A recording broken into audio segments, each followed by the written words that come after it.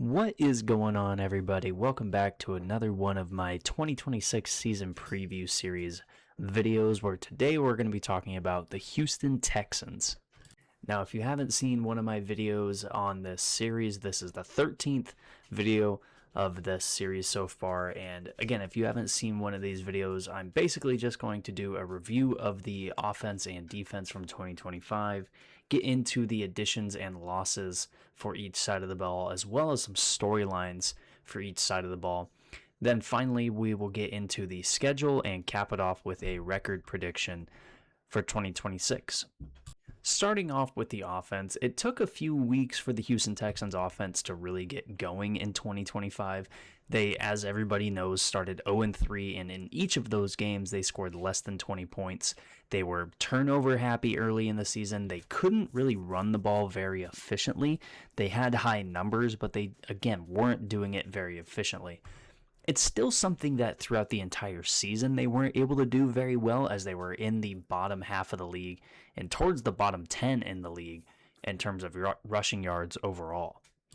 The Texans did make a very big investment in their running game over this offseason, and I think they're hoping that it's going to help the passing game as well, because when you bring in guys like Braden Smith and Wyatt Teller to be starting offensive linemen for your team, and you trade for somebody like David Montgomery, it brings your offense to a certain sort of complementariness, if that's really a word, where you don't have to just think that the defense already knows what you're going to do. If you're in 2nd and 10, pretty often last year, Houston wasn't a team that was going to be trying to run the ball on those later downs. They were more than likely going to pass it. And I think it's what led to a lot of the struggles, especially in the postseason for CJ Stroud and this offense in general. They turned the ball over a lot because of that. They didn't pass the ball very efficiently because of that. And I think now that they have a very, very good offensive line now with both of those additions, as well as drafting Georgia Tech offensive lineman Keelan Rutledge in the first round, this is an offense that now has veteran players that are very good, that have young players like Rutledge, who is either going to be an interior offensive lineman at guard or center. And you also have guys like Ariante Ursary, who you drafted last year in the second round. This now is an offensive line who, 3 years ago, this was the worst one in the entire NFL. They now have a case to be a top 10 unit on that offensive line. As far as the departures go for this team, there really isn't anything, I think, to really be worried about. You do trade away Juice Scruggs and Titus Howard, but when you traded Juice Scruggs, it was to get David Montgomery. I think that's a pretty fair haul for somebody like Juice Scruggs. Titus Howard being traded to the Cleveland Browns, he was a guy who really played everywhere for Houston, whether it was on the interior, whether it was at tackle. He played everywhere for Houston, and that was really what made him most valuable, is that he was so versatile. The end of the Joe Mixon era is kind of notable for Houston, even though he didn't play at all last year, and we really never found out what happened to his foot or his ankle or whatever was going on. We never really found out what was happening, and so it really just led to a more confusing end instead of a disappointing end. And for the storylines for Houston in 2026, the first one I think that is going to really be talked about, especially early in the season, is whether or not David Montgomery is the last piece of this puzzle for Houston's offense. They had Woody Marks really develop into a solid piece on their offense last year. He was a guy who could catch the ball out of the backfield as well as run between the tackles, and he played really well late in the season and into the playoffs. If the rebuilt offensive line is a top 10 unit, I think this is going to be one of the major talking points for the Houston Texans in 2026, much like it was for the Chicago Bears last year after they brought in guys like Joe Thuney, or they traded for guys like Jonah Jackson, or whoever you want to talk about. It's a very similar situation, in my opinion, to Houston this year. And obviously CJ Stroud in year 4. This is going to be the year going into his contract extension eligibility. There's already been talks about it, whether or not he's going to get the contract extension, whether he won't get it. I think if you're both sides, you want to have the contract extension in place, but from Houston's perspective, I don't know if we've really seen enough from CJ Stroud to give him a $200+ million contract extension after he threw, what, 4 interceptions in one playoff game last year? There definitely has not been enough to warrant the deal, but at the same time, there almost has been enough because this has been a team in 3 straight years that's reached the divisional round. And almost every single season, I think they've been the underdog in a wild card round. And because CJ Stroud, except for the Pittsburgh game last year, CJ Stroud has played well enough to win those games. And he deserves to have some sort of leverage in those contract talks. But at the same time, he doesn't. And it's a really weird situation. Now getting to the defense, this was obviously one of, if not the best defenses in the entire NFL. You have two all-world type cornerbacks in Derek Stingley and Kamari Lassiter. They probably, you compare them to teams like Denver or Philly, they have one of the best defensive back, or they have one of the best secondaries, I should say, in the entire league. And they have one of the best pass rushing duos in the entire league as well, with Will Anderson and Danielle Hunter, two guys that were all pros last year.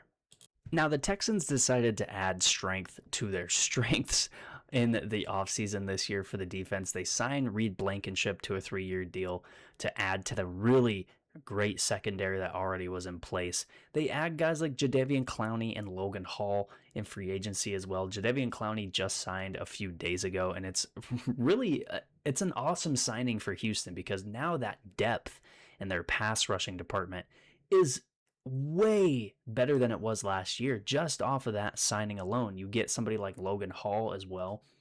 And then you draft Caden McDonald in the second round, who was probably the best interior defensive lineman, I think, from a pass rushing standpoint in the entire draft this year. I think he's a guy that's going to be really a building block for the future, not just a guy that's going to improve the defense now.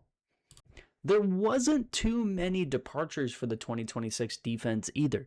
Tim Settle signs with the Washington Commanders on a 3-year, almost $24 million deal. And what that money amount really tells you that he was a great player previously, I don't necessarily think that was the case. He had 1 sack last year and ended the season on IR. He had 5 sacks in 2024, but I think from Houston's perspective, you're replacing Tim Settle with Caden McDonald. You're okay with that trade. In fact, I think you're better off for it. 3 storylines for the Texans defense in 2026. I've already mentioned this is probably the best defense in the NFL. They added to their strengths in the offseason. I think Will Anderson this year is a Defensive Player of the Year candidate. The last couple of years, he's been all-pro. He's been a 10-plus sack guy. He is just, not just the best guy for the Texans pass rush department. He's one of the best ones in the NFL. And if he, continues to improve on his numbers, I really think he's going to be in that conversation for Defensive Player of the Year. EJ Speed more than likely is going to miss all, if not a majority, of the 2026 season. He's a guy who was slotted to step in as a starting linebacker for this team. He not only was that, he was a really good special teams contributor these past couple of seasons. And so I think he will be missed. It's not going to be a massive loss like, some of these other potential starters would be. But again, he will be missed not just defensively, but also in the special teams game as well. Houston has a pretty good mix of tough matchups mixed in with some easier games as well. You look at the first 6 weeks of the season, they have really tough teams that they're going to play, like Buffalo, Cincinnati, I think Dallas.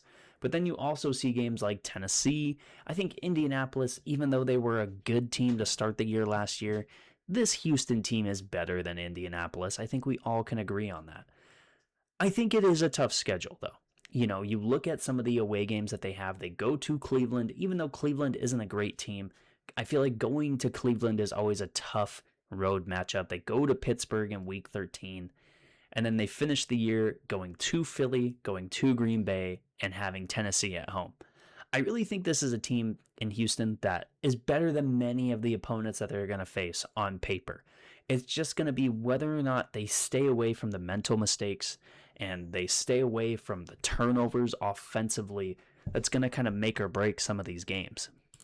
Now, I've never been shy about it. The Houston Texans are my favorite team. I don't think that that's swaying my opinion on this record prediction. I don't think I'm being biased here. I think this defense is going to carry this team to 8 wins, 7 or 8 wins easily by themselves with the pass rush that they have, with the ability to cover receivers that they have, with the ability to just suffocate opposing offenses. And a lot of it has to do with DeMeco Ryans and the scheme that he has implemented with these players. It all feels like all 11 guys are an extension of DeMeco Ryans when they're on the field. They all know where they're supposed to be. They all know what they're supposed to do. And I think ceiling-wise, that's why I think they're a Super Bowl dark horse in the AFC. It's all going to hinge on whether or not CJ Stroud improves, and once we get to the playoffs, if he can stay away from the interceptions. Last year, it looked really bad at times for CJ Stroud. It looked awful. Not just with the interceptions, but with the fumbles and the weird fumbles where it just came out of nowhere. But still, that's why they are a Super Bowl dark horse, because nobody thinks that they're actually going to do it. They've never even been to the AFC title game. I think that's why I still think they're a dark horse in the AFC, because they are going to take a lot of people by surprise. I think if CJ Stroud improves and gets to a point where he's not turning the ball over, but he's still efficient in the passing game. That's going to be it for this video. Make sure you leave a like, make sure you comment and subscribe for future videos, and I'll see you in the next one.